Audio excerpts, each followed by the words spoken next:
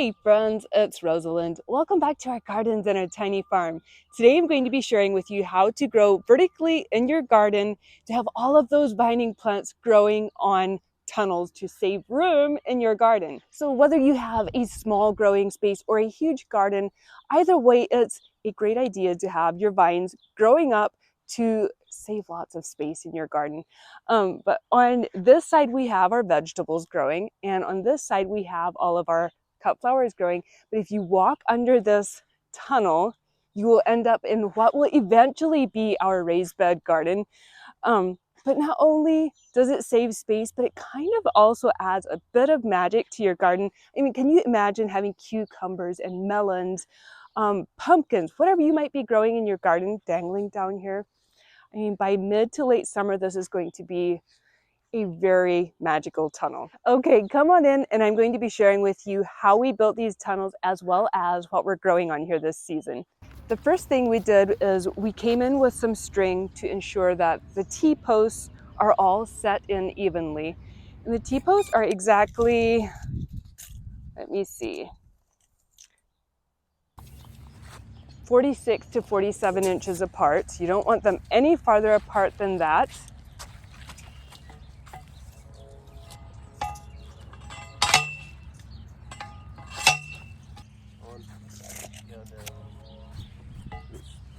We set the T-posts so that they are right around 43 inches tall, each one.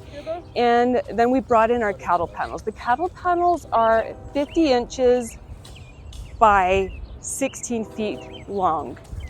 I wanted to make sure that they're tall enough so that we can all be walking underneath these tunnels and also have room for our fruit dangling down.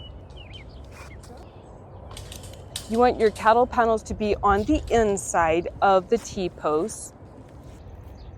If you're doing more than one cattle panel, kind of like overlap them. So we have like, maybe 1.5 inches overlap on the two cattle panels. We did 2 clamps on each T-post. The middle T-post is a little bit tricky if you're doing 2 cattle panels. So I got Harley to attach the middle.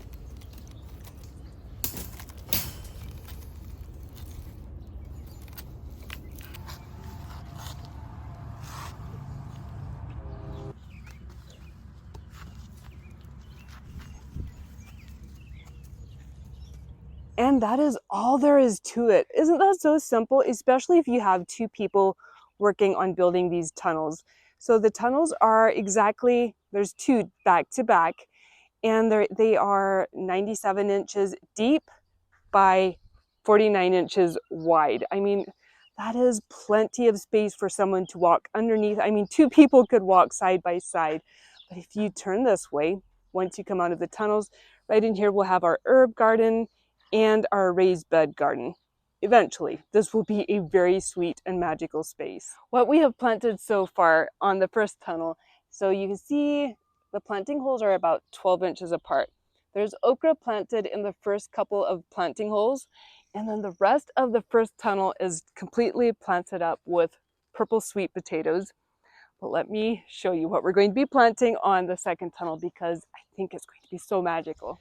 I have some sugar baby watermelons that I started from seed, and we're going to be planting those on the first 4 planting holes. And then this one I think is going to be so sweet. It's called Tiger Melon. There's 3 of those, so I'll be planting 3 of the melons, 1 cucumber, and then we have enough space to maybe do 2 hot chocolate pumpkins and 2 of the melon. I don't even know how to pronounce that. I'll just let you look at the name. I got these seeds from Baker Creek Heirloom Seeds. So I think this tunnel is going to be extra magical. Let's get these planted. Every spring we do come into our main growing space and cover it completely with a greenhouse grade weed barrier. And then in fall we remove it again so we can add compost and nutrients back into the soil and just let it set over winter. But since we do that, I come in here, and I had shared this on a previous video. Wherever I want to plant something, I will just take a torch and burn a hole where I want to plant something. And that is just to ensure that it doesn't shred. Like if you use a knife or scissors, whatever, on a fabric like this, it will start shredding. The torch, the flame ensures that it won't shred. All right, let's get our melons planted, and then we'll take a peek at the end to see what everything turned out to look like.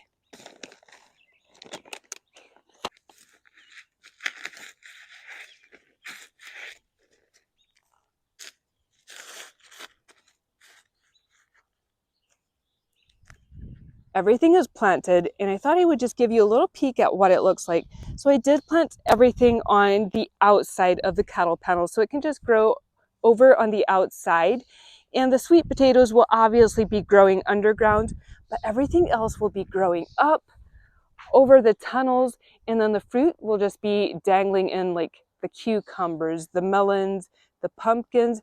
And I think it'll just be so sweet by late summer. This is the view that we have from the entrance of the garden, which I think will be so fun to see. Now, this clematis, after it's done blooming, I will have to trim it down. But I think this view will be so much fun as we walk in through here. And we'll have our cut flowers growing on this side, our vegetables growing on this side, and then just this tunnel filled with whatever we have growing on there.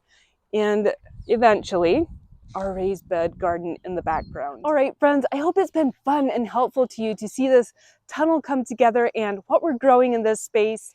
If you grow vertically in a different way, I would love to hear about it. Or if you're going to try out this idea in your own garden, let me know. I always love to hear what you guys are doing in your own garden.